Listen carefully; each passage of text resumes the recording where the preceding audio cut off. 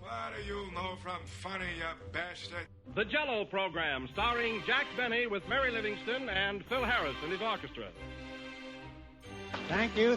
This is Groucho Marx. Well, here I am, stepping in over my head again. With Fibber McGee and Molly. Folks, this is just as new to me as it is to you. Hello? Hello, Mr. Benny, this is Rochester. The Great Gildersleeve. Well, what an original greeting. Hello and welcome to another week of comedy, funny, haha, on Dwayne Old Time Radio. One thing, please subscribe to my channel. If you enjoy what I'm doing, subscribing is 100% free. Also, one more thing, if you have a few seconds or 1 minute, please leave a review on your preferred podcast service, especially if you're on Apple, Spotify, or really just your preferred podcast service. Thank you and hope you enjoy.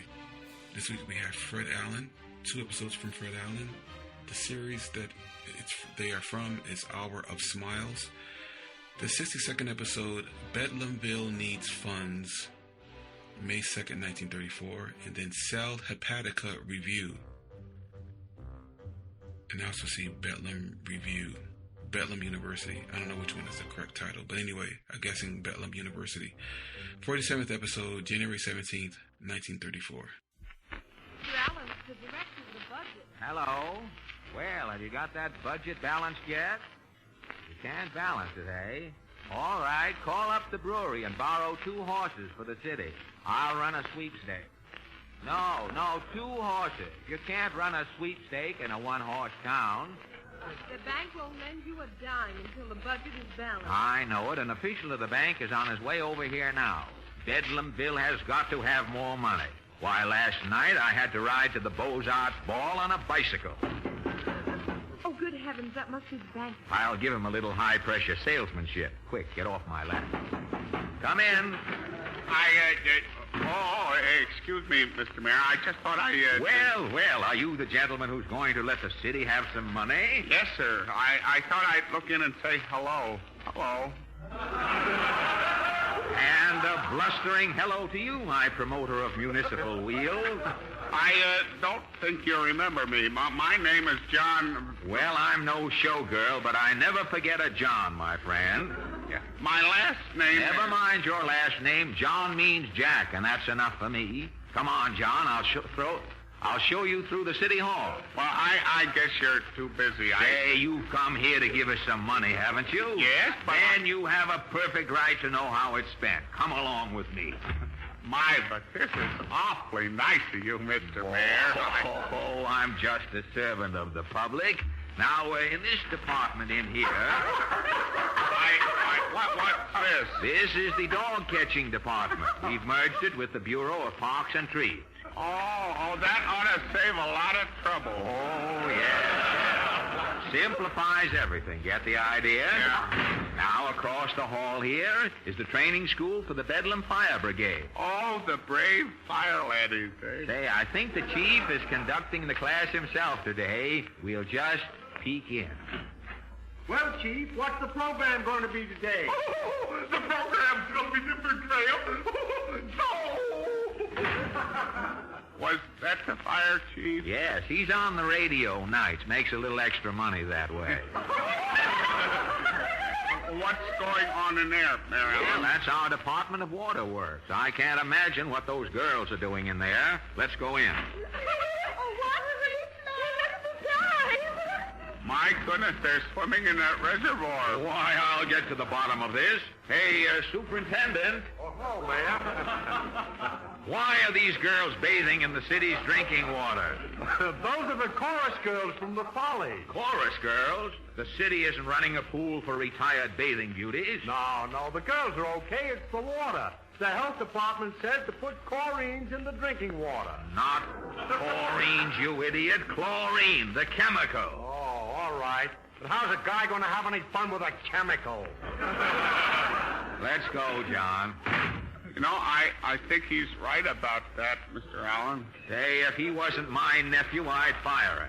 Now in here we have the Rogues Gallery. Hold still, Maggie. Okay, copper. How's me profile? Gee, she's having her picture taken. Yeah, she's an old offender. Here, Maggie, look at the bitey. Say, copper, take me a picture smiling, will you? Maybe I'll win the Ipana Smile Contest. Gee, I'll get a free trip to the World's Fair. Never mind winning the Ipana contest. You've won 6 months and you're getting a free trip up the river, ain't you? Oh, hiya there, Mayor. Hello, Uncle Mac.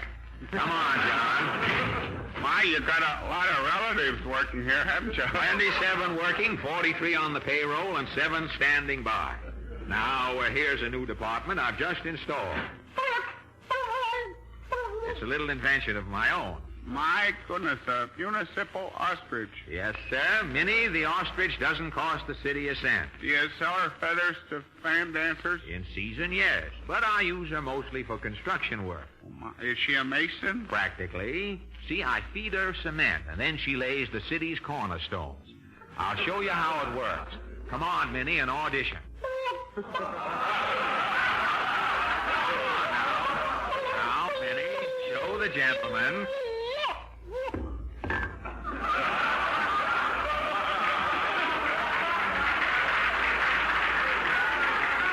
There you are, you see? She saves me a lot of trouble. Also, special work for roundhouses. I goodness, that one was a square one, wasn't it? Well, every city employee's a square shooter here, John. Now, in here we keep the budget director. Ready!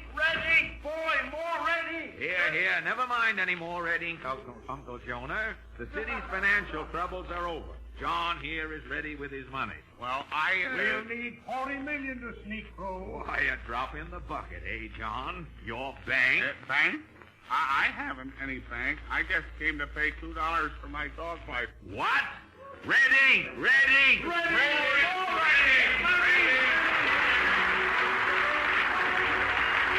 Theodore Webb and the Hepatica Singers. March of the Musketeers. Yes. Hello? Yes, certainly the mayor performs marriage ceremonies. Oh, that's wonderful. I'll tell him right away. Oh, Mr. Allen. What is it, Miss The Tagg? Marriage License Bureau called up. There's a couple wants to get married. What am I supposed to do? Bring a fourth for a double wedding? No, this couple wants you to marry them. Me? Well, somebody's got faith in my administration. This is the first couple to get married since my election. I'll give them a big send-off. I'll declare a half holiday. It's a great break for you, all right. Why, we'll have a parade led by the Department of Street Cleaning in full regal uniform. Telegraph Washington. Maybe the president will press a button. What kind of a button? Any kind of a button. Telephone the undertaker. Get me that pallbearer's silk hat again, if you will.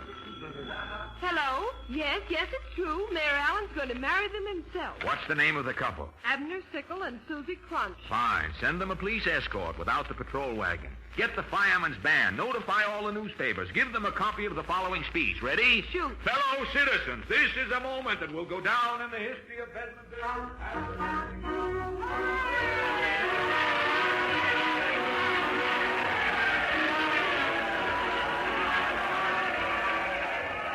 Hey, buddy, what's the parade for? There's a couple getting married. Why? What's he...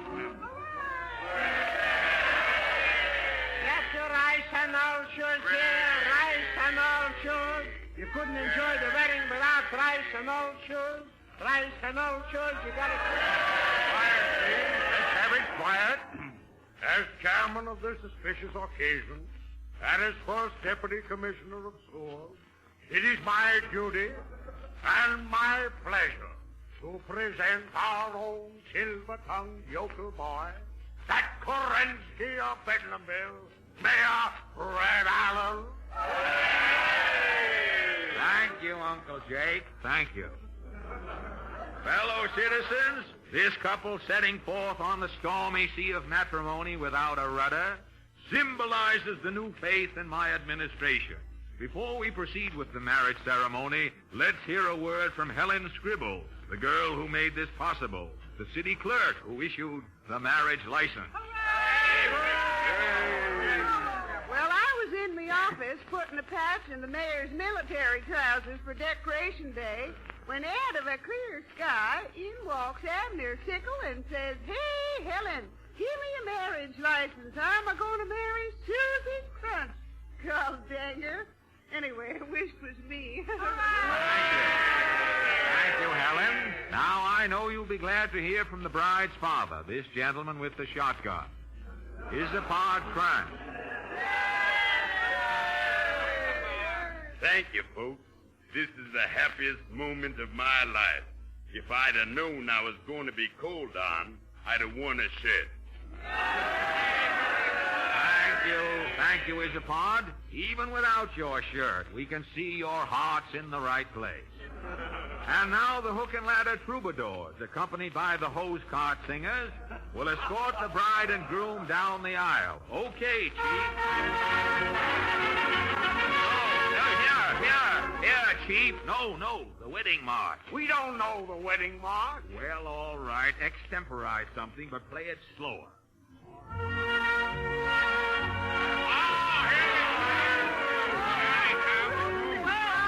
The bride's got her old man's shoes on. And now Abner Sickle, the groom. Oh, pipe down. Come on, get it over with. I got some plowing to do for a dog. Why, Abner, on your wedding day, let the hired man do it. Abner, wouldn't you like to say a few words? Yeah, I'd like to say plenty, by gosh and by Jiminy. Just tell the folks how you came to propose to Susie. Propose my eye, I'm just paying off my election bill. Oh, Abner. Say, Susie, you're certainly looking swell. Oh, Mayor, I bet you say that to every girl you marry. Why don't you kiss the bride, Mayor? Well, she's not the bride quite yet, but a little executive osculation might pep things up a little, don't you think? Here goes. Pucker up, Susie. Oh, Mayor. Well,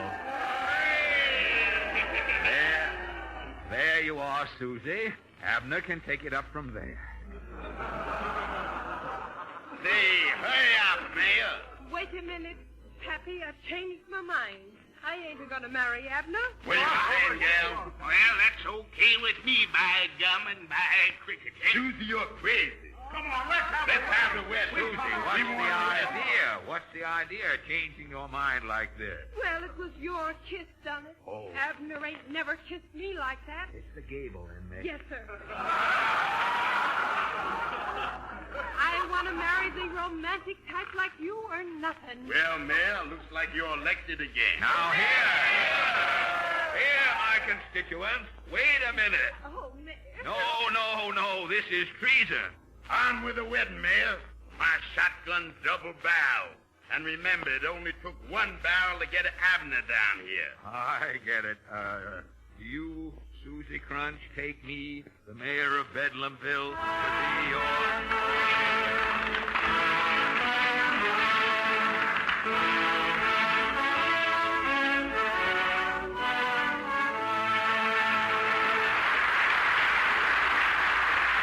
Thank you, ladies and gentlemen. And now, while Fred Allen resigns his position as mayor of Bedlam...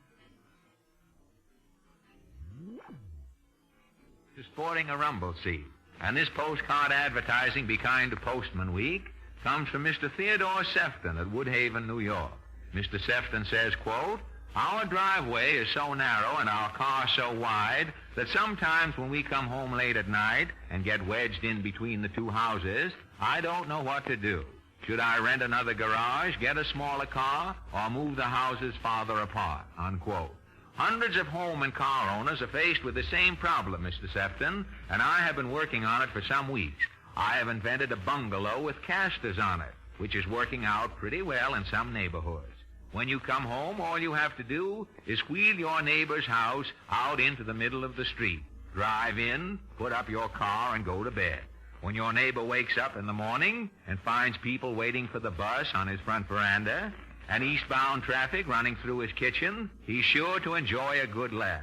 The new streamlined cars are gaining favor, Mr. Sefton. If you soap the fenders, you can generally slip into your garage and have enough lather left over to shave in the morning. But if you're not interested in either the sliding bungalow or the streamlined model, How about leaving the car wedged in the next time you're stuck and calling the finance company? They will not only show you how to get your car out from between the houses, but they will get your car out of the neighborhood for you in no time. Get it? Mr. Sefton? If you too have a question jacked up in your minds, ladies and gentlemen, why not take it out of Dead Story and send it to me on a postcard? And I shall be happy to work it out for you, even as I have worked Mr. Sefton's car out tonight. This is Fred Allen saying good, spelled Ipana, night, spelled Sal Hepatica. And don't forget, next Wednesday night, the Hour of Smiles brings you comedy. Drama. Ain't a fit night out for men or beasts, Ma. Come in here, then. Your paws go out and mail that letter. Weather reports. Thursday, hail. Friday, hail. Saturday, the gang's all here. Stock market advice. Hold American hammock for a sharp upswing. And music. Before saying goodnight, ladies and gentlemen, we want to congratulate station WLW Cincinnati. In only a few moments, WLW will begin to broadcast with 500,000, 500,000 watts.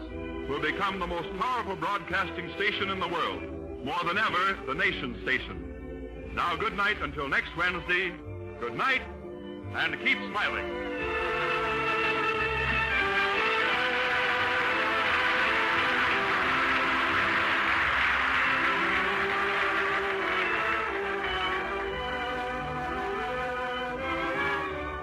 This is the National Broadcasting Company.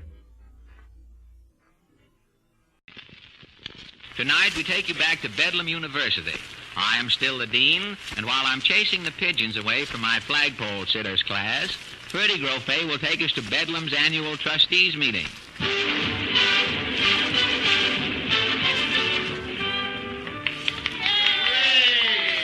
Trustees and gentlemen, as Bedlam's public accountant, I hereby report that your college is ready for receivership. You asked me to say a few words about your assets. You have no assets, so I have nothing to say. Hooray! But you have got a great liability. And to prove it, I present that tough chowderhead, Dean Allen. Thank you, thank you. And to that one man who applauded, I want to say that I'm happy to be among friends. Hey, I wasn't applauding you. I distinctly heard clapping as I stood up. I know. I was slapping my face to keep awake. Well. So much for wit, gentlemen. You trustees know that Bedlam University rests on a solid foundation. We're on the rock. But if you will make me a dictator, I can install big business methods. We'll be the first college in the country to have a slogan. Life in the raw is seldom mild. Our graduates will receive dated diplomas, hot from the land. Our professors will be wrapped in cellophane. We'll put streamlined knee-action desks in our classrooms if you trustees will give me the money. What money? The money you're going to leave the college in your wills. Well, I'm leaving old Bedlam $1 million when I die.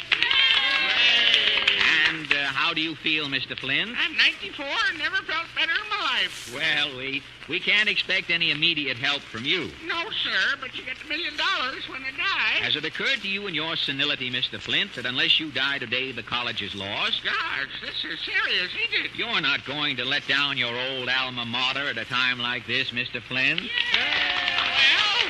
will you erect the statue in my memory? Why, your bust will be in every classroom. You'll be famous. You'll be king of the May. Whoopee! Our co-eds will form a daisy chain around your next of kin. Wow, I can't wait. Whoopee, here I go, right out the window. Order, gentlemen, please. Deducting the cost of the window from the late Mr. Flint's bequest, Bedlam University now has in its treasury $999,996.27. What's the first thing you're going to do with the money, Dean? I'm going to count it. Good morning, Professor. Take a letter, Miss Flunk. Dear Mrs. Prendergast, I must caution you about your son, Willoughby. I have caught him cheating in his botany examinations today. He came to class wearing 7 flowers in his buttonhole and with pollen hidden up his sleeve. Tomorrow he has an anatomy examination. If I catch him with a nudist under his desk, out he goes. Love and kisses, Dean Allen. Yes, sir. The waiting room is crowded. See who has appointments. Yes, sir. Professor, I am Opportunity. I didn't hear the knocking. What knocking? Opportunity is supposed to knock. But don't forget, a knock is as good as a boost, and I'm boosting the greatest magazine off. I'm sorry, sir. Hey, listen, buddy, I'm working my way through college. But you're in a college now. This is Bedlam University. Sorry, buddy, I seen you looking out of the window. Naturally, I thought this joint was an asylum. For your information, sir, my dander is partway up and slowly ascending. I get it. Well, no hard feelings. So long, buddy. And an exhilarating farewell to you, sir. Miss Prim is waiting, Professor. Very well. Oh, Professor, I've got to take a course in advanced English immediately. Miss Flunk, ring for Professor Davenport. Yes, sir. I've been elected president of the Anti-Split Infinitive Guild. Commas and hyphens, Miss Prim. One grammatical error means impeachment. Oh, I know. A single faux pas means oblivion. Here is Professor Davenport, sir. This is Miss Prim, Professor. Yes? Professor Davenport, you have only 2 weeks to protect my grammar and diction. Well, I'll tell you, lady, I'm doing the best I could. Step along, kid.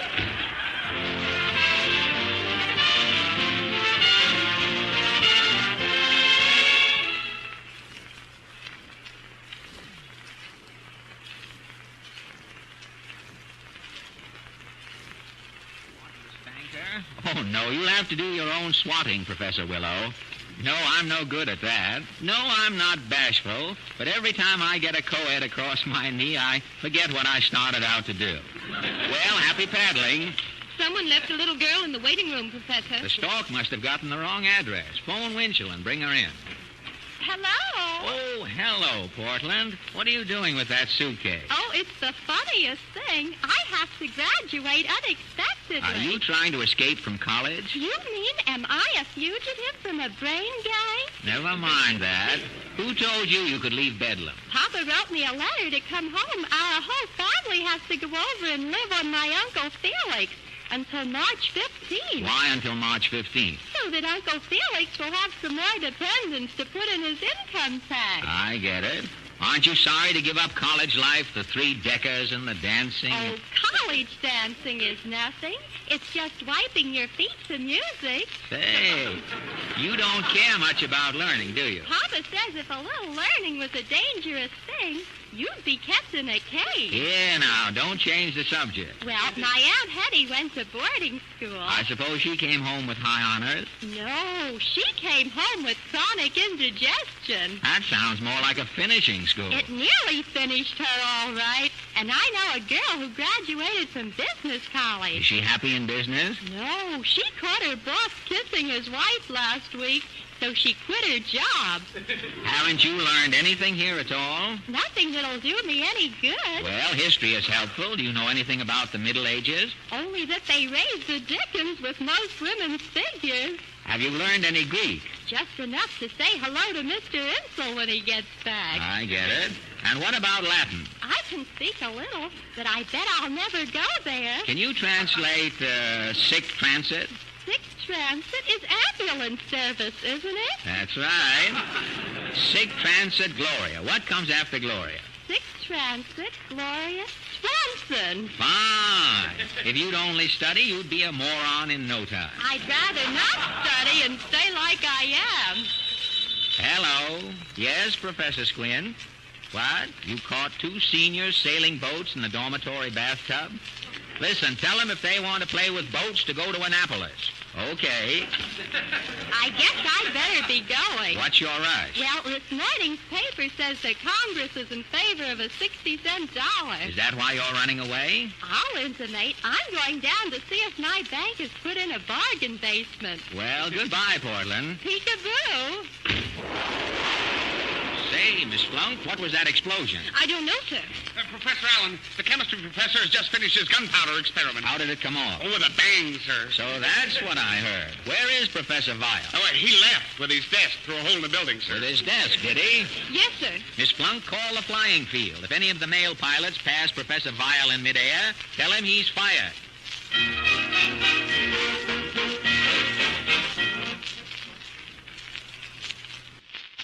Yes, send the photographer right away. My course in house-to-house peddling starts today. I'm just leaving with the boys now. Okay. The class is waiting in the hall, sir. Oh, goody. I'll go right out. Well, boys, are you ready? I've got some shirts and neckties here my wife gave me for Christmas. I'll show you how to sell them. Now, follow me, boys, and hold hands on the street now so you won't get lost. Oh, it's a lovely day.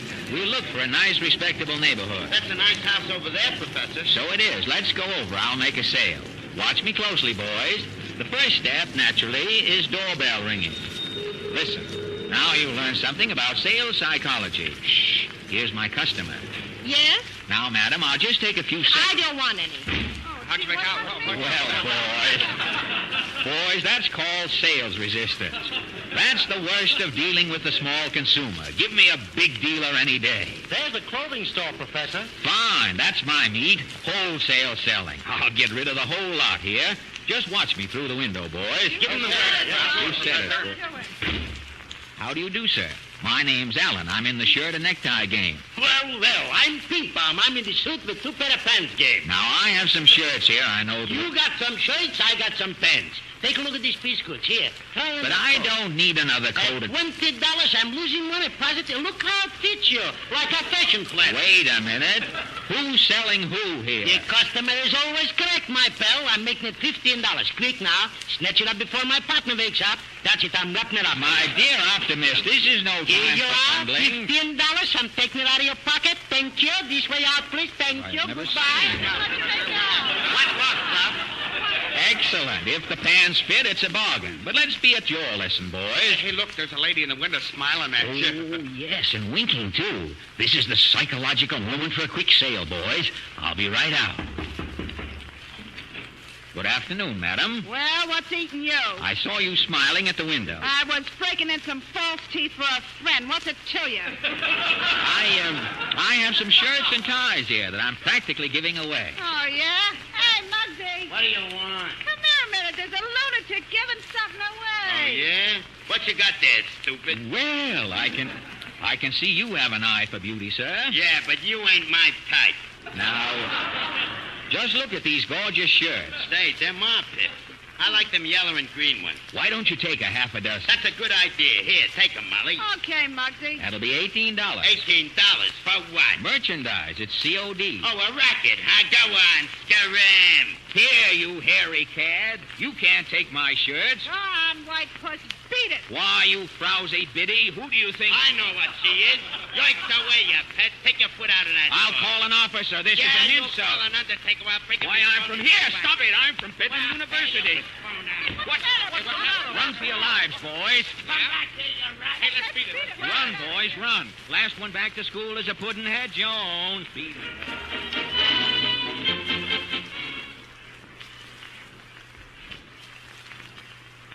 What are they going to have Quiet, you bad boys.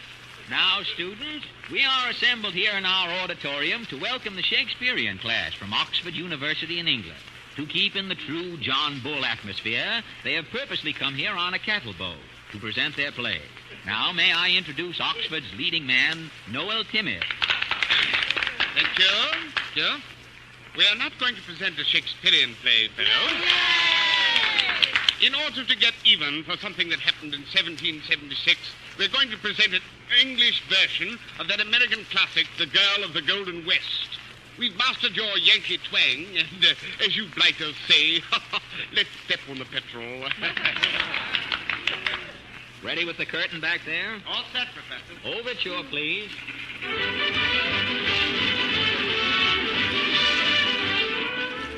Frankie and Johnny were infatuated. Da-da-da-da-da-da. Open. What's this, I say?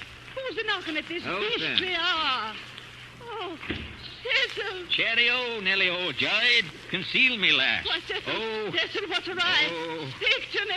Oh, Bodkin, your shirt's all blood-stained. Sheriff shocked me. I tried to hold up the stagecoach. Hide me, wench. Oh, Nellie. Can't hear a horse approaching. Love a duck, Nell. It's the sheriff. Conceal me quickly. Oh, Lackady. Oh. Quick.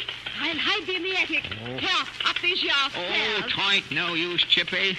Woe betide, this bullet hole in me chest is letting the wind in something frightful. Oh, easy now, Cecil. I'm Lie well down ventilated. quietly. I'll get rid of yon sheriff. Right-o. Oh, I reckon you'll have to pipe down, darling. Oh, there now. Stout fella. Hey there, open the door. All right, coming. Cheerio, Nell Duchess. Cat, Sheriff. Decent folks is abed at this hour. Odds frogs, Frill. I'm looking for that stagecoach bandit. Have seen him, me pretty trollop? I've seen naught. You mean aught? Naught to you, knave. I ain't seen nobody nor nothing. Shh, listen. Somebody's breathing in yonder garret. Aye, but 'tis my poor whippet. He's down with his temper, I reckon. Look at this tablecloth. Bloodstains resemble tree. And look, blood's a dripping down from yon crack in the ceiling.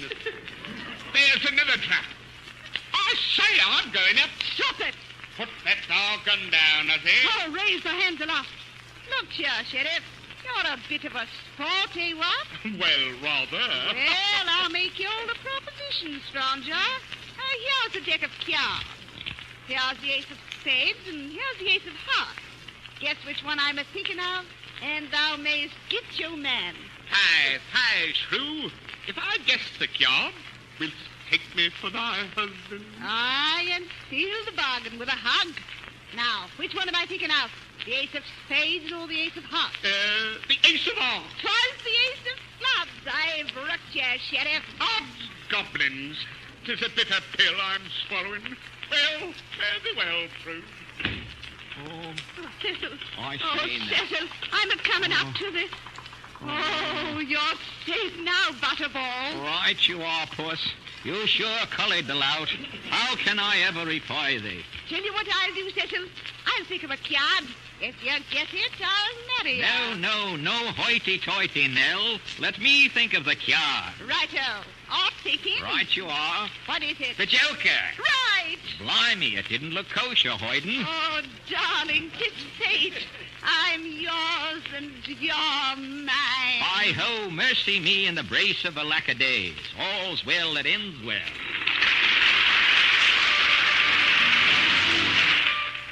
Thank you for listening to and showing your support for my podcast. If you would like to receive notifications of when new episodes are posted, please subscribe to my channel. Well, hope you enjoyed, and until next time, stay safe, wish you well, and as always, peace.